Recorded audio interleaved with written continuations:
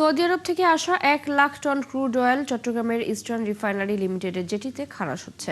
প্রতিষ্ঠানটির কর্মকর্তারা জানিয়েছেন, আবহাওয়া অনুকূলে থাকলে আজ থেকে বন্ধ 2টি ইউনিটে উৎপাদন শুরু হবে। বন্দরের বহির্নোঙরে নোঙর করা এমটি নিনেমিয়া ট্যাঙ্কার থেকে 6টি ছোট লাইটারেজ জাহাজে ক্রুড নিয়ে আসা হয়েছে ইস্টার্ন রিফাইনারি জেটিতে। জেটি থেকে পাইপের মাধ্যমে সেগুলো সরাসরি যাচ্ছে রিফাইনারি প্ল্যান্টে। মধ্যপ্রাচ্য সংঘাতে হরমুজ প্রণালী বন্ধ হওয়ায় জাহাজ আসতে না পারায় ক্রুড সংকটে পড়ে এপ্রিলের মাঝামাঝিতে বন্ধ হয়ে যায় ইস্টার্ন রিফাইনারির 2টি ইউনিট। পরে হরমুজ প্রণালী এড়িয়ে লোহিত সাগর হয়ে সৌদি আরবের ইয়ানবু বন্দর থেকে বুধবার আসে 1,00,000 টন ক্রুড অয়েল।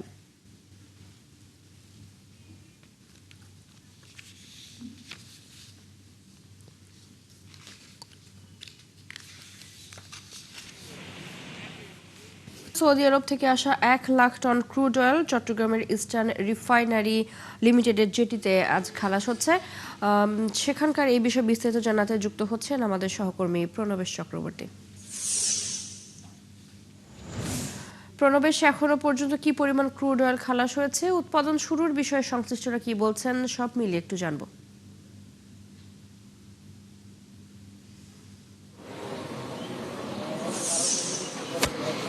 দেশের একমাত্র রাষ্ট্রীয় তেল পরিশোধনাগার ইস্টার্ন রিফাইনারি, এটি দীর্ঘ 1 মাস বন্ধ থাকার পর আজকে থেকে উৎপাদনে আবার ফিরছে।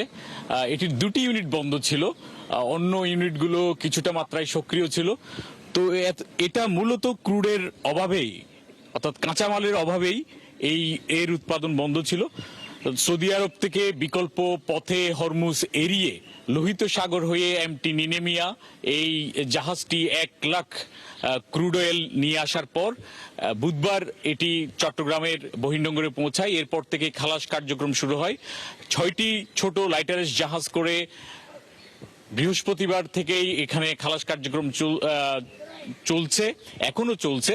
তো এখানে ইস্টার্ন রিফাইনারি কর্মকর্তারা, আমরা কথা বলেছিলাম তাদের সাথে, তারা যেটা বলেছেন, তারা সার্বিক সব ধরনের প্রস্তুতি নিয়েছে। এরই মধ্যে খালাস কার্যক্রম এখনো চলছে। তারপরও তারা যেটা বলছেন যে আজকের মধ্যেই তারা উৎপাদনে যেতে পারবেন এবং এই জন্য সব ধরনের প্রস্তুতি তাদের রয়েছে। আর ইস্টার্ন রিফাইনারির এখানে প্রায় 14 ধরনের পেট্রোলিয়াম পণ্য তারা উৎপাদন করে থাকে। তার মধ্যে ডিজেল, অকটেন, পেট্রোল সহ আরো বিভিন্ন ধরনের যে মূল্যবান জ্বালানিগুলো এখান থেকে সরবরাহ করা হয়। প্রায় দেশের 25%, 20 থেকে 25% জ্বালানি উৎপাদন করে থাকে ইস্টার্ন রিফাইনারি। অর্থাৎ অপরিশোধিত তেল পরিশোধনের মাধ্যমে দেশের বিভিন্ন জায়গায় তারা এই তেলগুলো সরবরাহ পরিশোধনের পর রাষ্ট্রীয় যে প্রতিষ্ঠান রয়েছে পদ্মা, মেঘনা, যমুনা, এগুলোর মাধ্যমে তাদের যে বিপণন কেন্দ্র রয়েছে সেগুলোর মাধ্যমে তারা সারা দেশে এই জ্বালানি তারা পৌঁছে দেয়। তো সব মিলিয়ে ইস্টার্ন রিফাইনারির কর্মকর্তারা আমাদেরকে জানিয়েছেন যে তারা সব ধরনের প্রস্তুতি নিয়েছেন এবং পরবর্তী সময়ে ইস্টার্ন রিফাইনারি যাতে চালু থাকে তার জন্য আরো 2 লাখ ক্রুড আনার ব্যবস্থা চলছে এবং এই মাসের মধ্যে হয়তো এই আরো 2 লক্ষ টন যে ক্রুড অয়েল সেগুলো সৌদি আরব এবং আরব আমিরাত থেকে আমাদের দেশে আসবে, চট্টগ্রাম বন্দরে ভিড়বে। এর মাধ্যমে ইস্টার্ন রিফাইনারির যে ধারাবাহিক উৎপাদন সেটা অব্যাহত থাকবে বলে তারা আমাদেরকে নিশ্চিত করেছেন। তো এই ছিল ইস্টার্ন রিফাইনারির সামনে থেকে আজকে থেকে যে তারা উৎপাদনে যাচ্ছে, এটি সর্বশেষ তথ্য। প্রণবেশ, ধন্যবাদ আপনাকে।